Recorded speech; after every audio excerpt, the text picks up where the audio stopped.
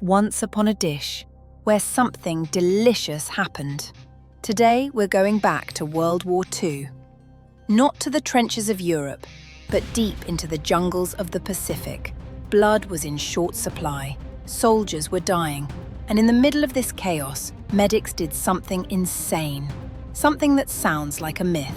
They hooked wounded soldiers up to coconuts. No, not to drink, to save their lives. Stay with us.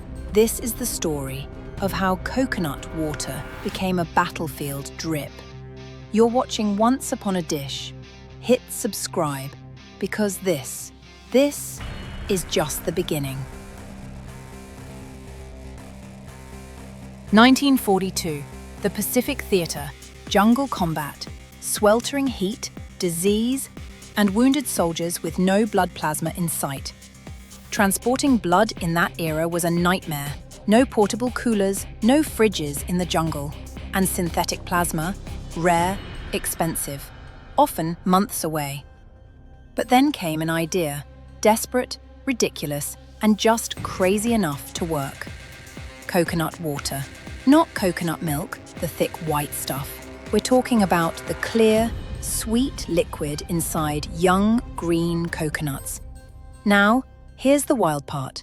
Inside the shell, it's sterile.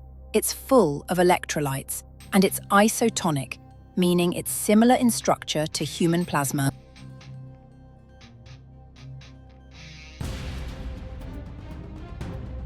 Locals had been using it to treat dehydration for centuries, but could it go straight into the bloodstream? Turns out, yes. In emergencies with no alternatives, some medics used filtered, fresh coconut water, intravenously. Hooked it into an IV line, straight into the vein, to stabilize blood pressure, to buy time, to give a dying man a fighting chance. And sometimes, it worked. This wasn't some secret miracle cure. It wasn't common. It wasn't even safe long-term. But it was real and documented.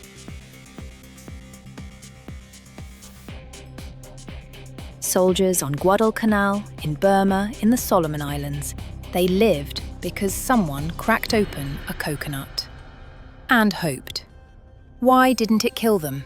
Because coconut water contains potassium, sodium, calcium, magnesium, minerals our bodies already use in fluid balance.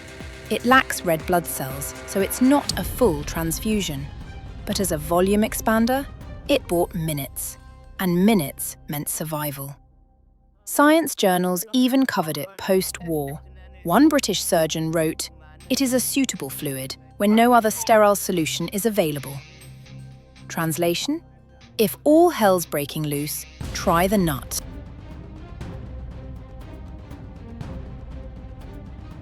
So next time you sip coconut water after hot yoga, remember it once dripped through a soldier's veins, not for detox but to dodge death. Was it a miracle?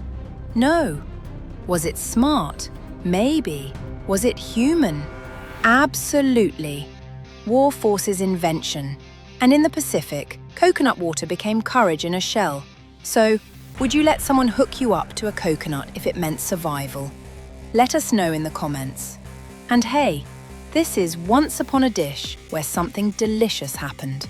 Subscribe for more edible legends, survival stories, and culinary history with a twist.